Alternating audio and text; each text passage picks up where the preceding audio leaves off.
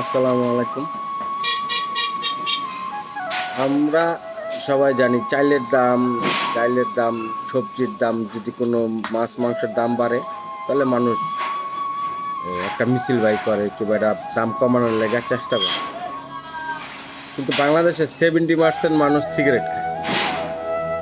অতএব এরা চিন্তা করতেছে যে মানুষ তো লজ্জায় সিগারেটের দাম কমাইতে করব না, যদি পার সিগারেটে 2 টাকা 3 টাকা বাড়ায় দেয়, 70% মানুষ এক একজন মানুষের থেকে যদি 15 টাকা বেশি, মনে করেন পার মানুষ না সিগারেট খাইলেও 5 থেকে 7টা 10টা 12টা সিগারেট খাই, তো 12টা সিগারেট, একটা সিগারেটে যদি 2 টাকা করে, মানে 12টা সিগারেটে প্রায় 24 টাকা বেশি, 10টা খাইলে 20 টাকা বেশি।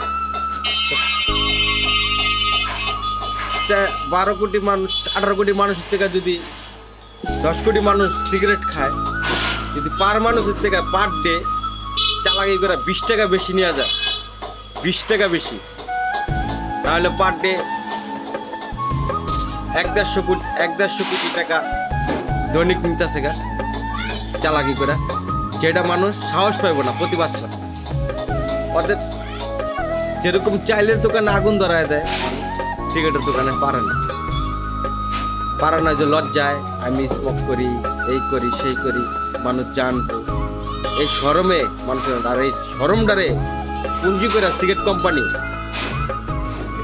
কোম্পানি আর যারা আছে, তারা এই শরমটারে পুঁজি করে মানুষের থেকে হাতায়া পার ডে এরকম 100-200 কোটি টাকা। অন বলতে পারেন আপনারা সিগারেট খায়েন না, কিন্তু খাওয়া তো শিখা লাইছে এই দেশের মানুষের।